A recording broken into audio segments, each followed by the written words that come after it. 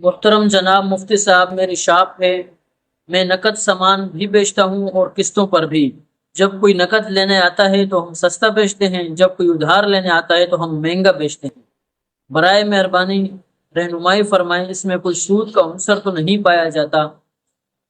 دیکھیں بھائی، جو آپ سامان بیچ رہے ہیں اس کے لیے آپ سب سے پہلے یہ ضروری ہے، چاہے آپ قسطوں پر بیچیں چاہے آپ نقد پر بیچیں، سب سے پہلے آپ یہ کریں کہ آپ قیمت متعین کریں۔ مثال کے طور پر آپ ایک استری بیچ رہے ہیں، تو کوئی آپ سے لینے آتا ہے تو آپ اسے کہیں کہ یہ استری میں آپ کو بیچتا ہوں نقد 1000 روپے میں، اگر ابھی مجھے آپ پیسے دیں گے تو 1000 روپے میں آپ کو استری دے دوں گا۔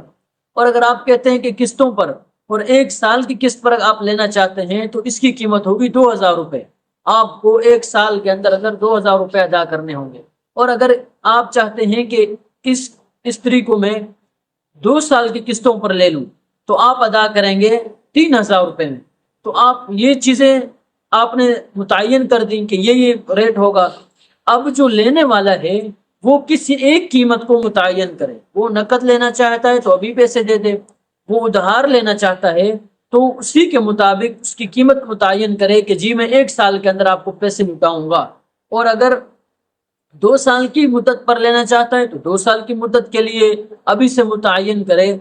خلاصہ یہ ہے کہ جو چیز آپ سے کوئی چیز لے رہا ہے تو اسی وقت متعین کرے کہ میں یہ کتنے دنوں کے لیے لے رہا ہوں، کتنے عرصے کے لیے لے رہا ہوں، اور پھر اس کے اوپر یہ لازمی ہے کہ آپ جو چیز بیچ رہے ہیں اگر اس نے قسطوں میں تاخیر کر دی یا ٹائم سے نہیں دیا تو آپ اس پر اضافی چارجز نہیں لے سکیں گے۔ اس پر اگر آپ اضافی کوئی چیز لیتے ہیں تو یہ سود ہوگا۔ پہلے ہی دن سے جو قیمت متعین ہوگی، پھر اگرچہ وہ اپنے دن کے اندر اپنے ایام کے اندر اس سے لٹائے یا نہ لٹائے، بہر صورت یہی قیمت اب اس کو ادا کرنی ہوگی۔ اس کے اوپر اگر آپ نے زیادتی کی تو یہ زیادتی ناجائز ہوگی۔ تو امید ہے کہ یہ مسئلہ سمجھ آ گیا ہوگا۔ اگر اسی صورت کے ساتھ آپ چلتے ہیں تو قسطوں پر بھی آپ چاہے مہنگا بیچیں چاہے سستا بیچیں، آپ کی چیزیں آپ دے سکتے ہیں۔